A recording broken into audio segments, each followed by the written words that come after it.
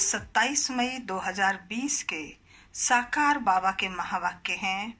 बाबा ने कहा, निश्चय बैठता है ज्ञान और योग से, बाकी साक्षात्कार से कोई फायदा नहीं। बाबा इस समय इस धरा पर आए हैं, हमें मनुष्य से देवता बनने की जादूगरी दिखाते हैं, ऐसे कर्म करना सिखलाते हैं जिससे हम 21 जन्मों के लिए सदा निरोगी बन जाएं।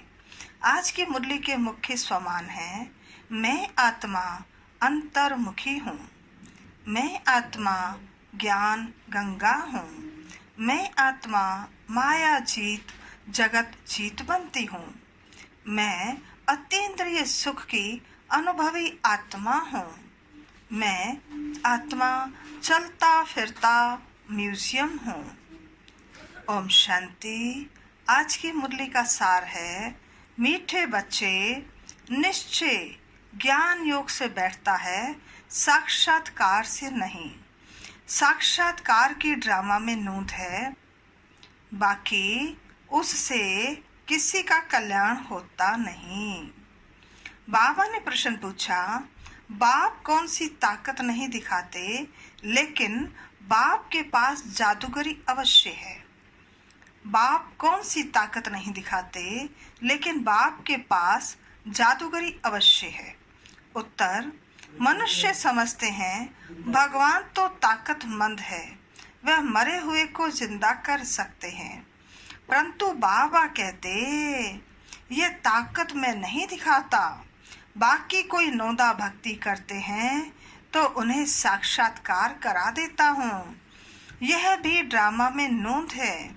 साक्षात्कार कराने की जादूगरी बाप के पास है, इसलिए कई बच्चों को घर बैठे भी ब्रह्मा का व श्री कृष्ण का साक्षात्कार हो जाता है।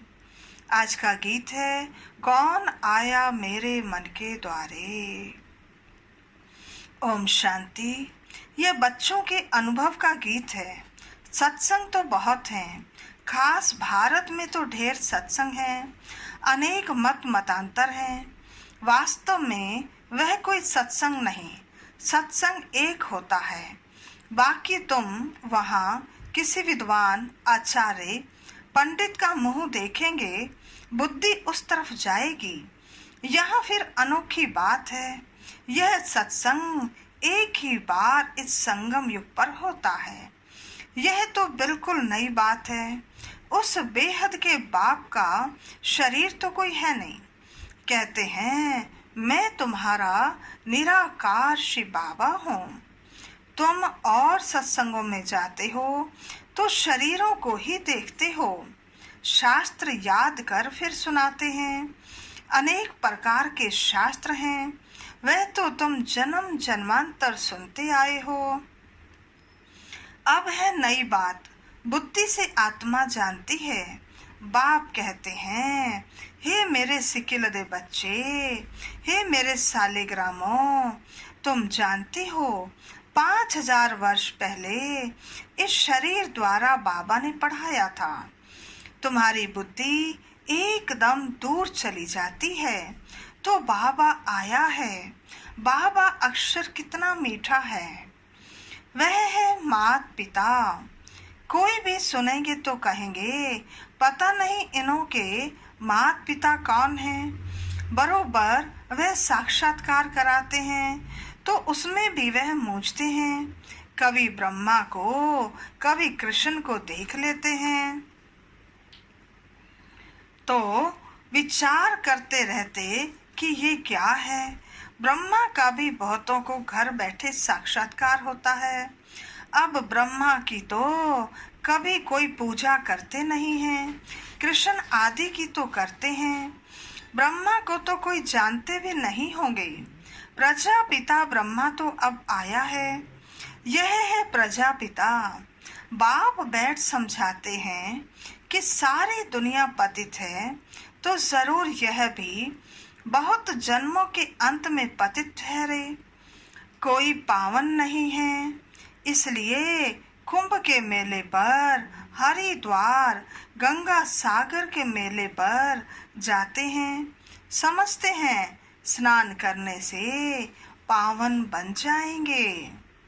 लेकिन यह नदियां कोई पतित पावनी थोड़ी हो सकती हैं। नदियां तो निकलती हैं सागर से।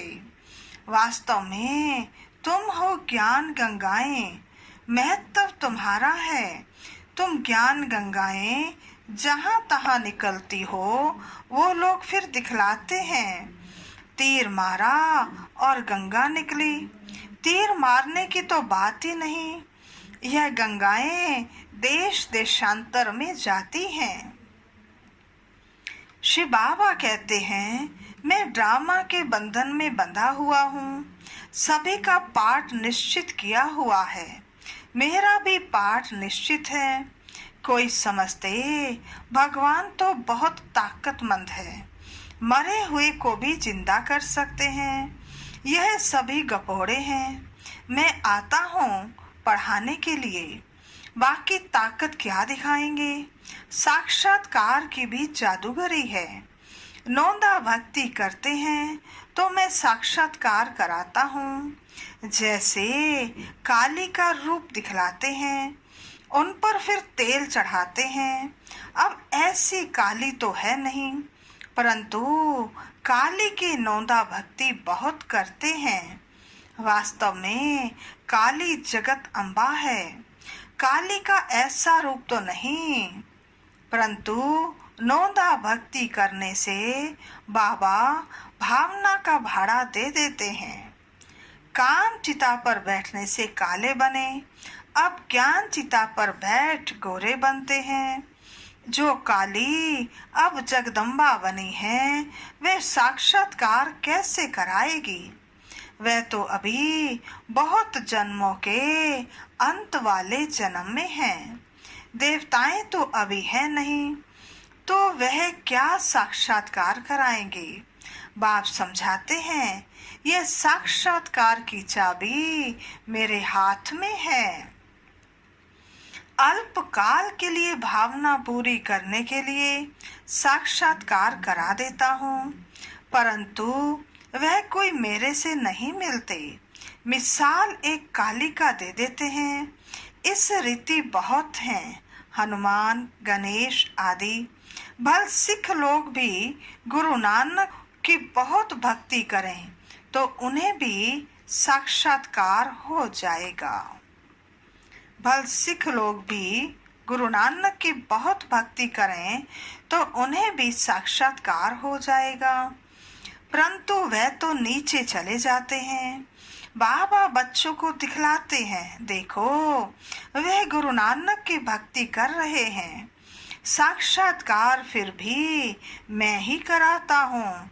वे कैसे साक्षात्कार कराएंगे। उनके पास साक्षात्कार कराने की चाबी ही नहीं है। ये बाबा कहते हैं, मुझे विनाश स्थापना का साक्षात्कार भी उस बाबा ने कराया, परंतु साक्षात्कार से कोई का भी कल्याण नहीं। ऐसे तो बहुतों को साक्षात्कार होते थे, आज वह है नहीं। बहुत बच्चे कहते हैं, हमको जब साक्षात्कार हो तो निश्चय बैठे, परंतु निश्चय साक्षात्कार से हो नहीं सकता। बाबा क्या कहते हैं, निश्चय साक्षात्कार से हो नहीं सकता। निश्चय बैठता है ज्ञान और योग से। 5000 वर्ष पहले भी मैंने कहा था कि यह साक्षात्कार मैं कराता हूँ। मीरा ने भी साक्षात्कार किया।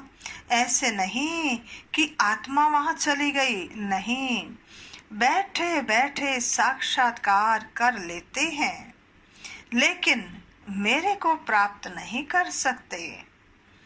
बाप कहते हैं, कोई भी बात का संशय हो तो जो भी ब्राह्मणियां हैं अर्थात टीचर्स हैं, उनसे पूछो।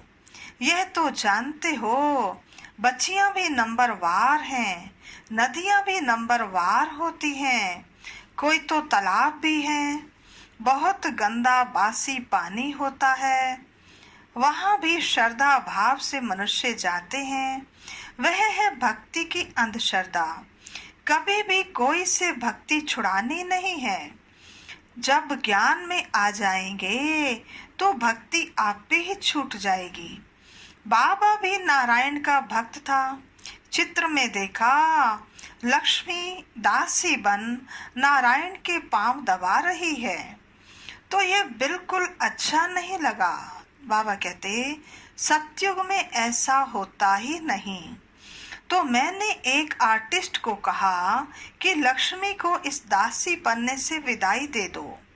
बाबा भक्त तो था, परंतु ज्ञान थोड़ी था। भक्त तो सभी हैं। हम तो बाबा के बच्चे मालिक हैं। ब्रह्मांड का भी मालिक बच्चों को बनाते हैं। कहते हैं तुमको राज्य भाग्य देता हूँ। ऐसा बाबा कभी देखा? उस बाप को पूरा याद करना है। उनको तुम इन आँखों से नहीं देख सकते, उनसे योग लगाना है। याद और ज्ञान भी बिल्कुल सहज है। बीज और झाड़ को जानना है। तुम उस निराकारी झाड़ से साकारी झाड़ में आए हो। बाबा ने साक्षात्कार का राज भी समझाया, झाड़ का राज भी समझाया। कर्म अकर्म विकर्म की गति भी बाबा ने समझाई है। बाप, टीचर, गुरु तीनों से ही शिक्षा मिलती है। अभी बाबा कहते हैं मैं तुमको ऐसी शिक्षा देता हूँ, ऐसे कर्म करना सिखलाता हूँ जो तुम 21 जन्म सदा सुखी बन जाते हो। टीचर शिक्षा देते हैं, गुरु लोग भी पवित्रता की शिक्षा देते हैं अथवा कथाएं सुनाते हैं, परंतु धारणा बिल्कुल नहीं होती। यहाँ तो बाप कहते हैं अंत मति सो गति होगी। मनुष्य जब मरते हैं तो भी कहते हैं राम राम कहो तो बुद्धि उस तरफ चली जाती है। अभी बाप कहते हैं तुम्हारा साकार से योग छूटा। अब मैं तुमको बहुत अच्छे कर्म सिखलाता हूँ। श्री कृष्ण का चित्र देखो। पुरानी दुनिया को लात मारते और नई दुनिया में आते हैं।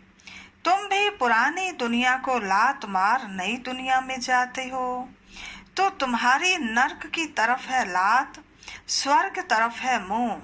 शमशान में भी अंदर जब घुसते हैं तो मुर्दे का मुंह उस तरफ कर लेते हैं, लात पिछाड़ी तरफ कर लेते हैं। तो यह चित्र भी ऐसा बनाया है। मम्मा बाबा और तुम बच्चे, तुमको तो मम्मा बाबा को फॉलो करना पड़े जो उनकी गद्दी पर बैठो।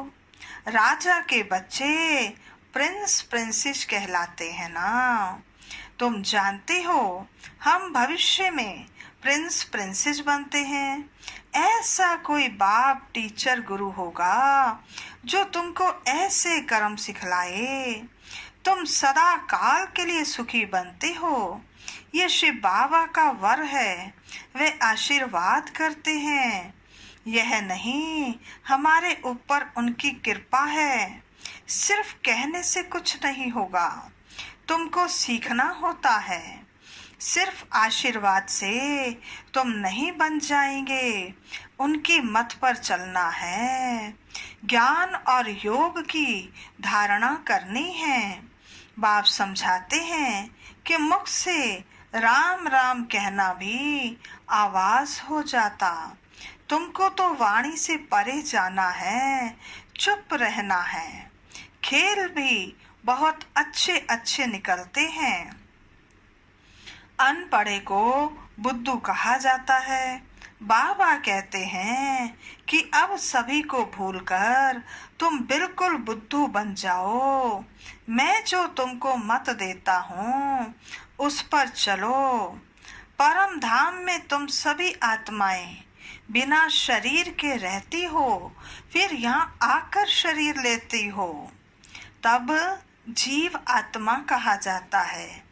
आत्मा कहती है मैं एक शरीर छोड़ दूसरा लेती हूँ। तो बाप कहते मैं तुमको फर्स्ट क्लास कर्म सिखलाता हूँ। टीचर पढ़ाते हैं, इसमें ताकत की क्या बात है। साक्षात्कार कराते हैं, इसको जादूगरी कहा जाता है। मनुष्य से देवता बनाना, ऐसी जादूगरी कोई कर न सके। बाबा सौदागर भी है, पुराना लेकर नया देते हैं। इनको पुराना लोहे का बर्तन कहा जाता है, इनका कोई मूल्य नहीं है। आजकल देखो तांबे के भी पैसे नहीं मिलते, वहां तो सोने के सिक्के होते हैं। वंडर है ना, क्या से क्या हो गया है। बाप कहते हैं मैं तुमको नंबर 1 कर्म सिखलाता हूँ, मन मनाभव हो जाओ। फिर है पढ़ाई, जिससे स्वर्ग के प्रिंस बनेंगे। अभी देवता धर्म जो प्राय लोप हो गया है, वह फिर से स्थापन होता है। मनुष्य तुम्हारी नई बातें सुनकर वंडर खाते हैं, कहते हैं कि स्त्री पुरुष दोनों ही इकट्ठे रहे पवित्र रह सकें, ये कैसे हो सकता है।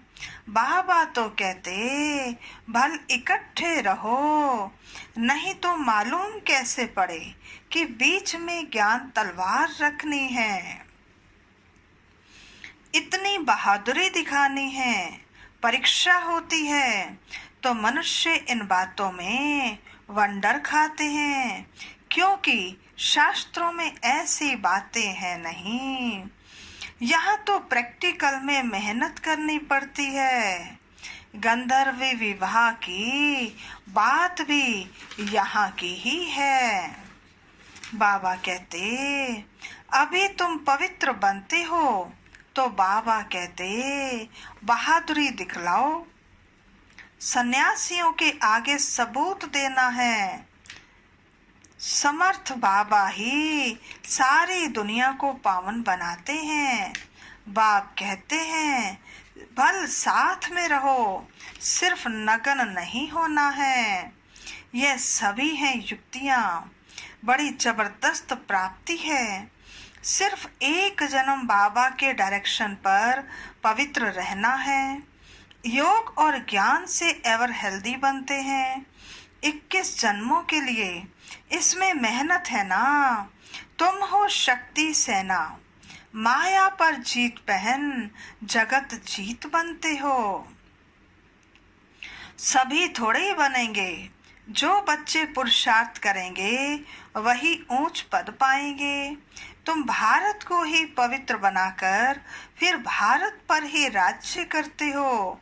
लड़ाई से कभी भी सृष्टि की बादशाही मिल ना सके। यह वंडर है ना। इस समय सब आपस में लड़कर खलास हो जाते हैं। मक्खन भारत को मिलता है, दिलाने वाली है वंदे मातरम। मैच्योरिटी माताओं की है। अब बाबा कहते हैं जन्म जन्मांतर तुम गुरु करते आए, शास्त्र पढ़ते आए हो। अब हम तुमको समझाते हैं जज योरसेल्फ। राइट क्या है? सतयुग है राइटियस दुनिया, माया अनराइटियस बनाती है। अब भारतवासी इररिलीजियस बन पड़े हैं। रिलीजन नहीं, इसलिए माइट नहीं रही है। इररिलीजियस, अनराइटियस, अनलॉफुल, इंसॉल्वेंट बन पड़े हैं। बेहद का बाप है, इसलिए बेहद की बातें समझाते हैं। कहते हैं कि फिर तुमको रिलीजियस मोस्ट पावरफुल बनाता हूँ।